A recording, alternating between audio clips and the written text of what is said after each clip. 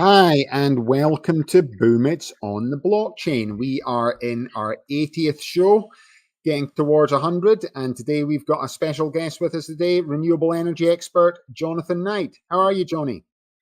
I'm doing very well, thank you. Yeah, good to be back. Thanks for having me. Good to be back. Yeah, so, when we've got shows, we're going to talk about updates in the renewable energy industry, specifically looking at wind. That's Jonathan's wheelhouse. So before we start going to the show, do you want to just give a bit of background to people who've never met you before, Johnny? Yeah, sure. So I'm here in San Diego, where we've started we have a startup here where we've developed a new class of wind turbine. Our entry into the market is the world's first commercially sized portable wind turbine. So we're building a 14 kilowatt wind turbine that is on its own portable trailer. You could actually refer to it as a mobile microgrid in that it generates, stores, and delivers power where you need it. So it represents a new levels of functionality, but I think the real important innovations on our end are around the performance, particularly in the low wind speed performance.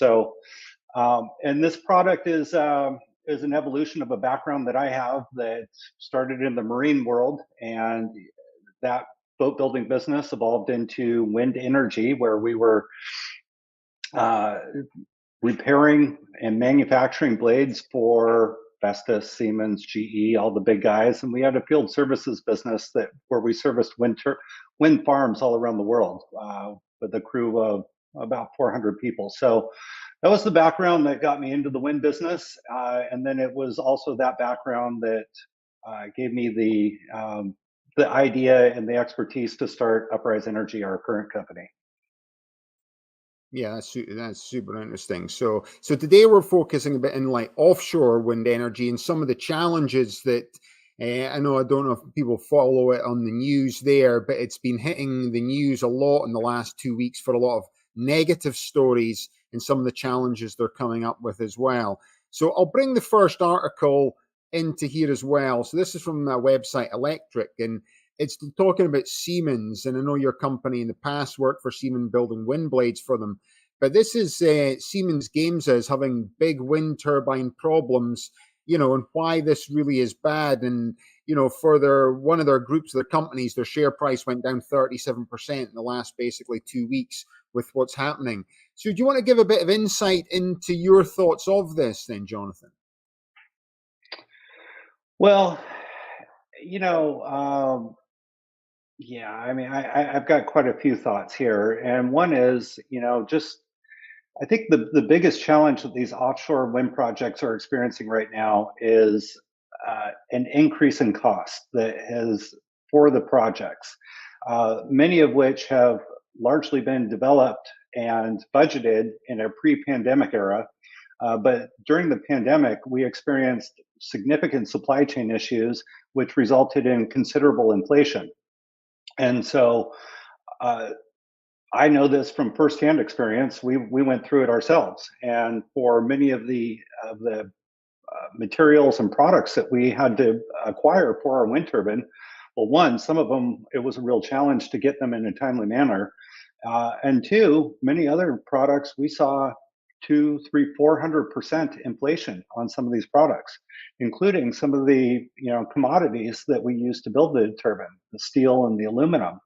So we are starting to see a return to normalcy in those pricings, but we're not back to pre-pandemic. So what I understand to have happened here is that many of these projects were budgeted using pre-pandemic estimates, and which are no longer viable. So they're experiencing some cost increases, and now the manufacturers of these projects are looking out to their customers and saying, hey, we need to raise more money in order to complete this project. And so I think it's unfortunate timing for the wind industry, but I think it's also unfortunate that these offshore wind projects are being singled out, because this inflation that has affected these wind projects has been pervasive, and it's affected virtually every industry. So it's and then when you look at wind energy, these are offshore wind projects stand to generate a very significant amount of power. And yes, our energy needs are increasing, so it's going to help us meet those increasing energy needs.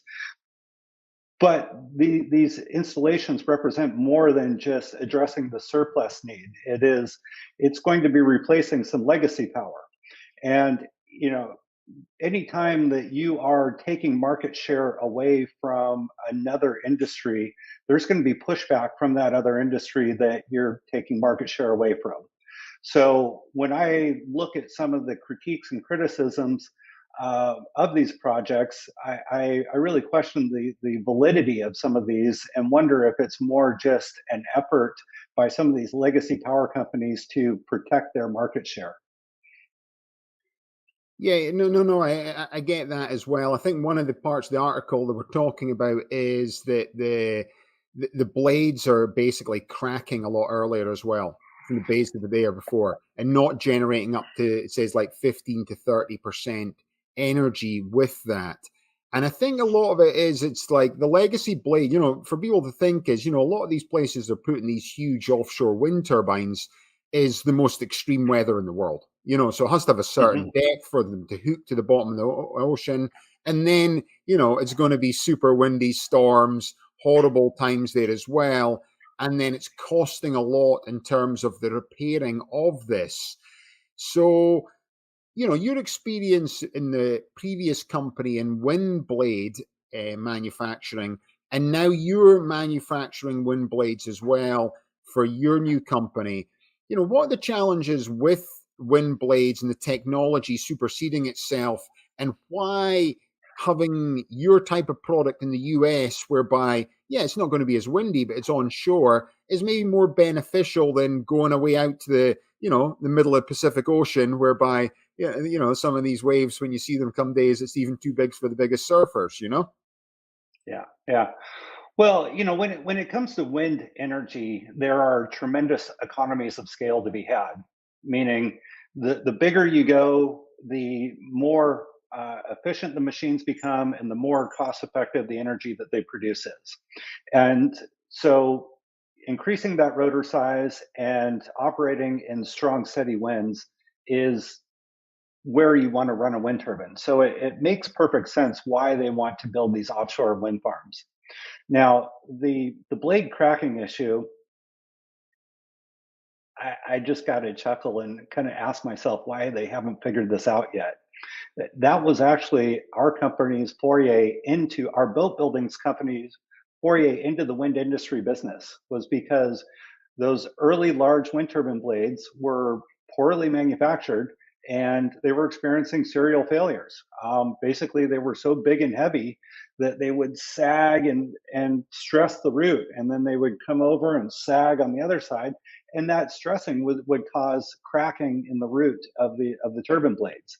And it all came down to um, poor laminate schedules in those stress areas. And so now fiberglass technology has come a long way.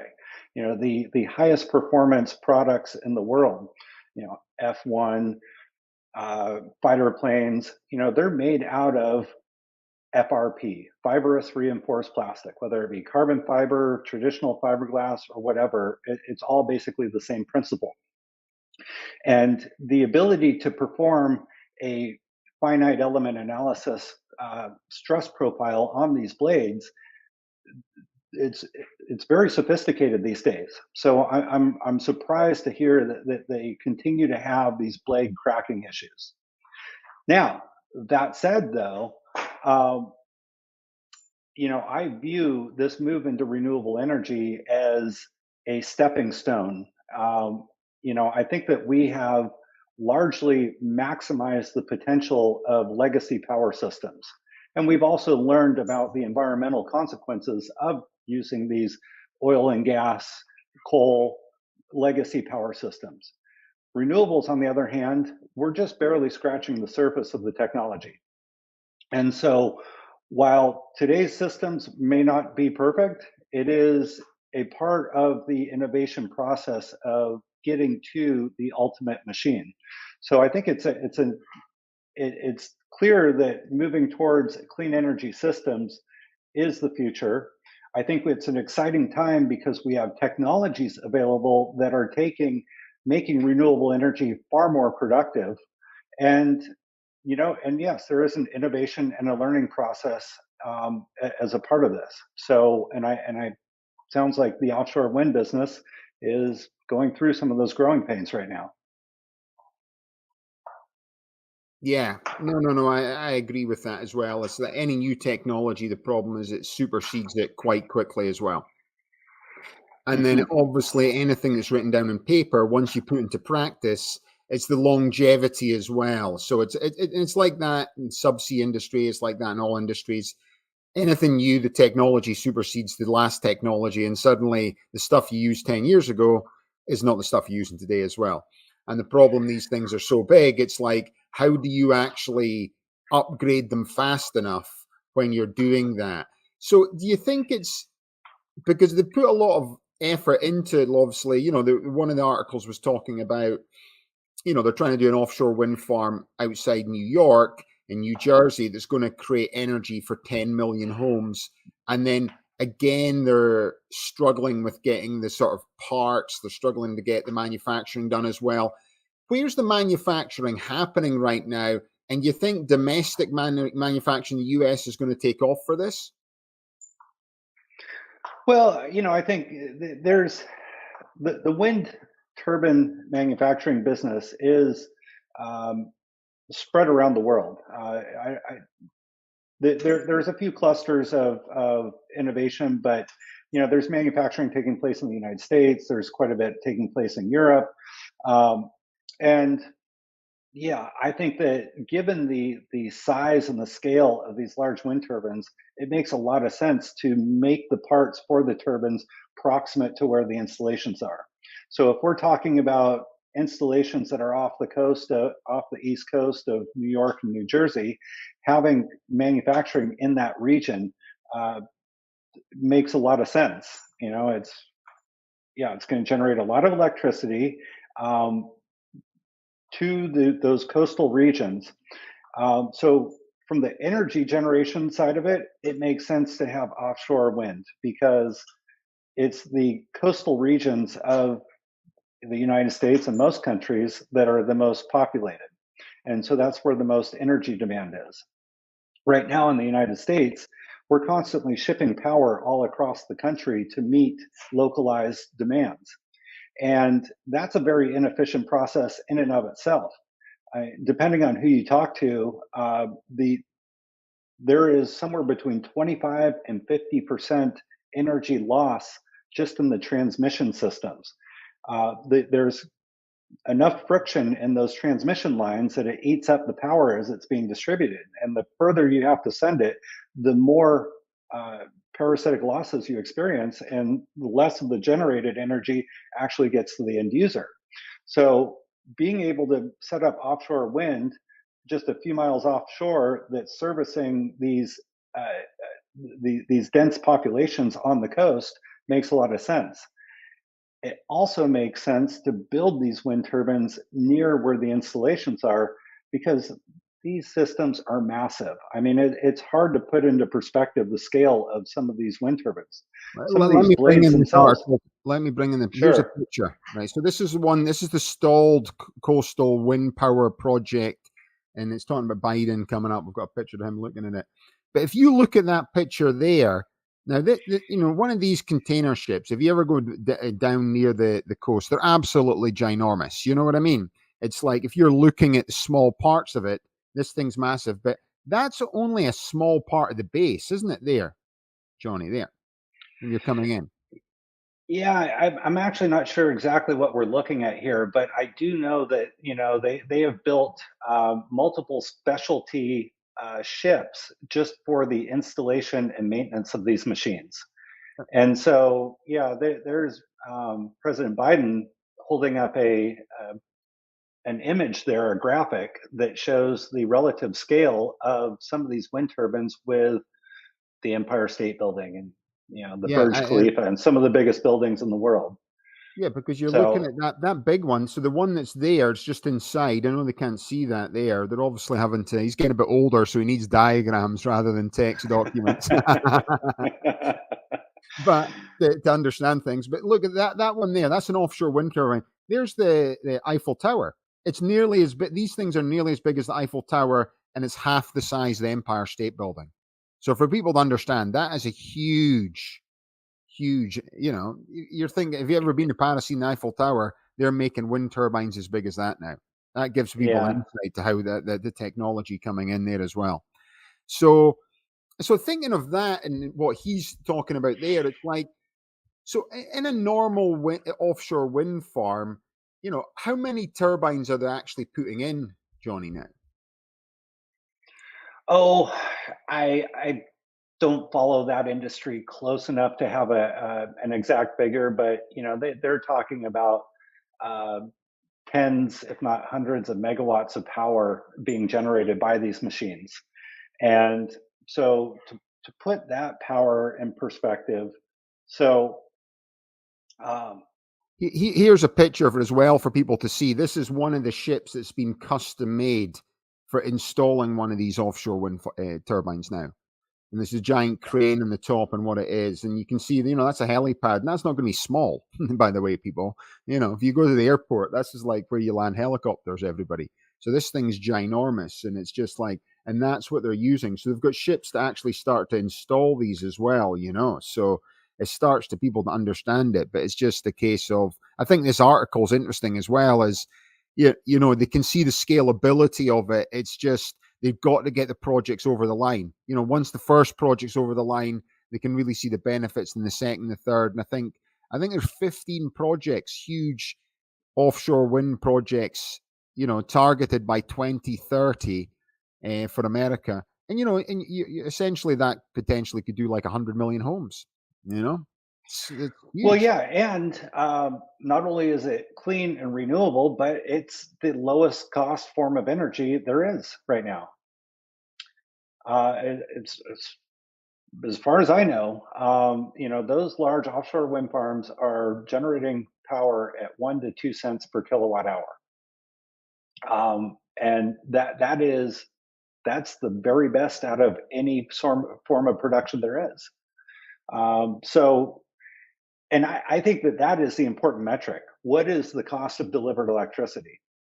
Now, I've long said that wind energy makes a lot of sense, and the traditional model of building a wind farm, finding a very windy spot, building a wind farm, whether it be on land or in the ocean, um, there are considerable barriers to entry into developing that utility scale wind, and that's really what drove the production of our small mobile unit was. Um, you know it, the traditional wind model, it's excellent, but it's not going to work for everybody just because of the complexities, the cost, the time, the effort that goes into building a traditional wind farm.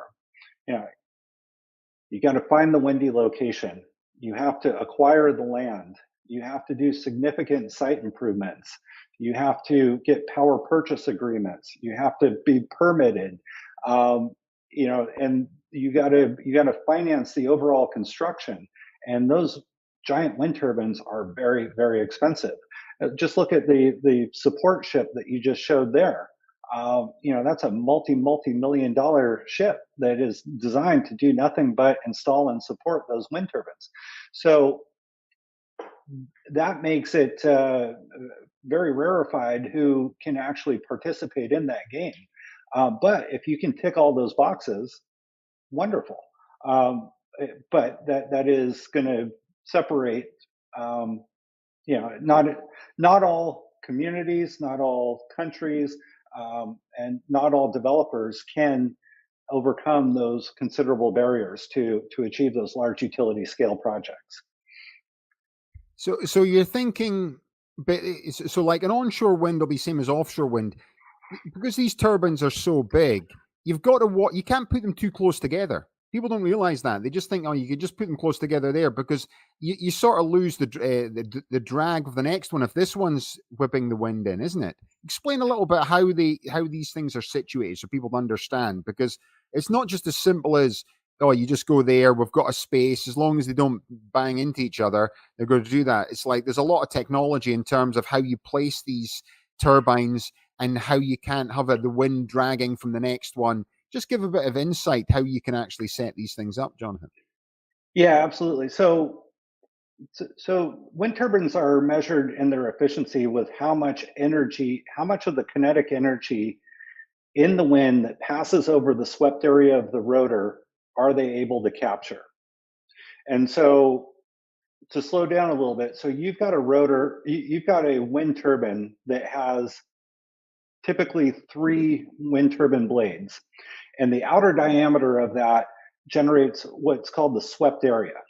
And so that creates a virtual disk. And now, as the wind crosses over the swept area, that wind has kinetic energy in it. And how much of that kinetic energy are you able to capture? Well, a number of years ago, a guy named Albert Betz postulated that 59.3% was the most energy that you could extract out of the wind that crosses over your swept area. And that is generally accepted and referred to as the Betz law. The very best turbine blade that has ever been built achieved a 52% efficiency. And I'm kind of intimate with that because that was our prior company, Knight and Carver Wind Group, that developed that blade. But so now that you're extracting the energy out of the wind, now you have a low pressure region behind the wind turbine where that air needs to fill in. And so that air needs to heal before it returns to its full density so the next wind turbine down the line can capture that wind and extract the energy again. Uh, I have greater familiarity with land-based utility scale wind turbines, and in those projects, the rule of thumb was you wanted to have at least 1.5 times the rotor diameter separation between turbines. So if you have a rotor diameter of 200 meters, which is the case on some of these, wind turbines, then you're looking at 400-meter 300-meter at least separation between turbines, and maybe more. But it's going to be slightly different if you're talking about front to back versus side to side. There's going to be certain turbulence if they're coming side to side that are going to affect the performance. So they can be a little closer side by side. But now you have to consider, though, that the wind is going to change direction. And so while they may be side to side in this orientation, maybe the wind shifts 90 degrees and now they're front to back. So having that minimum of 1.5 times rotor diameter spacing between these turbines is going to be critical. And my guess is they're looking for even more spacing than that just to optimize the performance. I mean, especially in offshore, because the ocean is vast. There's minimal limitations into how big you can make these wind farms out in the ocean. So you're thinking the offshore wind turbines there, but in terms of when they're the further they go out, the more difficult it is to bring the electricity back. Is that correct as well? In the same way you're losing energy here, in the same way in land, if you're not close to, say, the power plant, if you're driving the electricity back, that's why they can't just go and stick these things in the middle of the Atlantic Ocean, because then it's the cabling and the cost and everything to bring it back from there as well. So where's the sort of sweet spot? Because I know they need to have like 60 meters depth anyway offshore. So, in a lot of the on-land shore that we've got, people don't realize it doesn't go down to 60 meters. You know what I mean? You have to go quite a bit out before you actually even hit 60 meters. So where's the sweet spot for these things to get built, Jonathan? Well, no, you're absolutely right. The longer the transmission cable, the more loss you're going to experience between the site of generation and the site of use. And so keeping those offshore wind turbines, as close to the shore as possible is going to minimize that transmission distance. And so that's a good thing. And operating out in the ocean is a incredibly harsh environment. And that creates a whole nother level of difficulty. I mean, this kind of goes back to a point that you made earlier about, operating some of the reliability issues that they experience. And, the fact that you can, model things in an office all you want, but until you actually get out into the real environment, you get a few years under your belt. That's when you really start to figure out um, what some of the reliability and ongoing maintenance requirements are. Because again, that ocean environment is very challenging. So now, in terms of the requiring the 60 meters of depth, the current state of the art in offshore wind are floating wind turbines. And they use this tetrahedral shape underneath the turbine to float them. And so the flotation device is pretty big, and hence the requirement for that depth. But some wind turbines, they are, they're anchored into the ocean floor. So in which case, a shallower installation would be preferable. Now, what does that do to the marine life and the ocean environment when you're mounting into the ocean floor? I don't know, but that is a question that should be looked into. Um, so, what is ideal? Well, ideal is as close to the shore as you can get, so you can minimize your transmission, and then positioning the wind turbines so they have enough distance between them that they're all enjoying strong, dense wind in order to maximize their performance, and they aren't suffering in the wake of one of their neighboring turbines. So this is basically people out there that are trying to stop wind turbines. They're actually trying to stop uh, the setting up of an offshore wind farm. So protesters stop windmills, save whales, and there's been an increase in whales now, sort of dying off there. They're talking like 180 whales over the last few years, but more so than normal. Which I don't know how many 180 whales are. There's going to be huge, because I've seen a dead whale at the beach in Scotland before. They're massive. So you start to see that they're coming in, and I think that's the same with anything that's happening. They talk about wind blades killing birds. Now it's obviously, if these things are whizzing around the big ones, if a bird flies into it, they're going to die.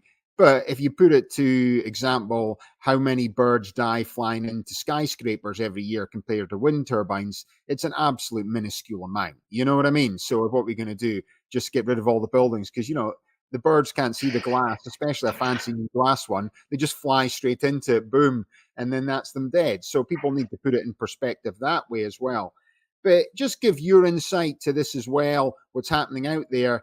And I know you've got your own mobile wind turbine, and you've put some specific, specifications into that as well to stop birds coming around when they're using it. Well, okay, so I I think starting with the bird subject is probably a good place to respond to this question, because uh, over the years it seems like there's been a number of um, criticisms against wind energy, and it started with uh, killing birds. And so the backstory there is some of the earliest wind turbines. The United States was a pioneer in wind energy, in modern wind energy. And some of the earliest wind turbines were placed in migratory paths. And there were some protected species, some bald eagles, that got killed because of the wind turbines. Now, it wasn't because the birds would fly into the blade. These great big wind turbines have these big rotors that spin at 1 or 2 RPM. And so with a three-bladed system, there's large gaps between the blades. And the birds see the gap and they think that they can fly through the gap. But as they're flying through, the blade comes down and hacks them. And that's what caused the bird death. Now, very quickly, the renewable energy space is made up of environmentalists and conservationists. And so as soon as it was learned that some of these wind turbines were affecting some endangered species, they moved those wind turbines and never installed them in those areas again. However, that early news story persisted, and by today's standards, just as you pointed out here, Alistair, the when you look at what causes bird deaths in today's day and age, well, number one, buildings by far, because the birds fly into the glass and they think it's a fly through. They hit the glass, boom, they die. Number two, cars. Number three, cats and other animals that prey on birds. And these are all like this, and then way down here at the very bottom are wind turbines. So despite this reality, this bird story has stuck with the industry. I mean, we just had some of our investors in earlier this week, and these are an informed group. And one of the investors asked me about what are we doing to protect birds. And so, I of course I'm happy to entertain that and share the story, but it's interesting to me how long that story has lasted. Now, a couple of months ago, it seemed like the hot topic around wind energy was, hey, there's all of these great big turbine blades that are being taken down. Now that creates a disposal issue. What are we going to do with these great big turbine blades? And that one never made sense to me because one, yeah, sure, they're big. Yeah, you can make a salacious article about it, but the reality is those materials that are used to make those wind turbine blades, the fiberglass and the epoxy resins, they're not toxic. So even if you had to bury them, it's not going to cause a problem for the earth. But even better than that, there's companies that have figured out how to recycle those blades. So those old blades are being ground up, turned into pellets, and those pellets are being used to make other things. So it was a completely non-issue, but it got an awful lot of attention. Now there's this whale concern around offshore wind. And as far as I can tell, there has been no direct link between the offshore wind and whale deaths. There's a lot of speculation that maybe it's being caused. And, from what I understand, most of these whales that have been dying, they've recognized that they've had collisions with boats. And the wind industry says none of our boats have hit whales. So, this goes back to the point that I made early in this conversation, and that is, anytime that you've got a new technology that threatens to take away market share from an existing technology, there's going to be pushback. And when you're talking about the energy space and you're talking about disrupting some of these legacy energy generation companies, these are some of the strongest, most profitable, most powerful companies in the world that not only are able to use their strength and power to influence politicians, but they're also able to create narratives in the public space. So, is that what's going on here? Well, obviously, I don't know that for sure, but given the history here and given the story as I'm aware of it, I think that this is another one of those stories that is a whole lot about nothing, quite frankly. I also think that people have to be realistic as well. It's just like you can't do something without affecting other things. You know what I mean? So it becomes like the greater good. If this is going to affect stuff, what's the side of that? And I think sometimes it's just like, because everyone's wanting to push one message, that when something negative comes there as well, if they put it in perspective and sort of own it a little bit, well, this has caused this, but if you put in perspective, a bit like you doing with wind turbines with killing birds, it's like us overfishing. it was always the same thing in Scotland. We were always like, the Spanish boats would come up there, their nets wouldn't be the size of the European Union regulations. But if we continue to fish and fish and fish and fish and fish and fish and fish, and then we wonder 20 years later, we've got a fishing shortage, well, maybe that's because we've been fishing too much. So whatever you do in life, there's always going to have a knock-on effect than anything else, especially when you're creating all types of energy sources. And I think the biggest problem is, especially in the newspapers and stuff like that, they want to sensationalize anything. They don't want to put stuff into perspective, because if it puts into perspective, then we're not worried about it so much. So it's like, yeah, and we're not worried about it so much, then, I'll go around on a daily basis. So it doesn't become such a drag on society. And I feel that's part of the problem there as well. But coming back to what you're doing, just to round it off, I think what's interesting about you're doing an Uprise there as well is you're going out into a market space with a small wind turbine that can generate a lot of electricity and it's mobile. And a lot of these problems that these big offshore wind turbines that are creating, it's a point that if we all got smaller wind turbines where we've actually got access to land, more solar panels, can we move to a sort of more of an off-grid system? I know you speak about this a lot, whereby you're creating your own energy, you're creating your neighbor's energy, and then suddenly we don't need 15 huge offshore wind farms to make 130 million houses worth of energy, because everyone's starting to create their own energy. What's just to round it off, Johnny, if you want to just give a bit of insight to how you're working on to solve that problem. Well, you're right. We've developed a portable wind turbine that's designed for distributed generation, and the impetus for the development here was, hey, there's a lot of people around the world that suffer without access to power. And many of those people are living and working beyond the grid's edge. So, and for those that are beyond the grid's edge that have power, well, the vast majority rely on diesel generators, and which diesel generators work right up until the time you run out of fuel. And in many parts of the world, fuel isn't readily available. So not only is it very expensive, not only is it harmful to the environment, but it's also can be difficult to get your hands on. So how do you create a more reliable, cost-effective, environmentally conscious energy solution for those people beyond the edge of the grid? And that was the problem that we wanted to solve with our wind turbine. Now, what we've also now this project started a number of years ago, and the importance of renewable energy has really come to the forefront over this period of time. But it's also, again, a very exciting time because we have, these new technologies that are affording this distributed generation, exactly what you're talking about, making the power on the roof of your home, on the roof of your business, in your backyard, in the farm, having community generation.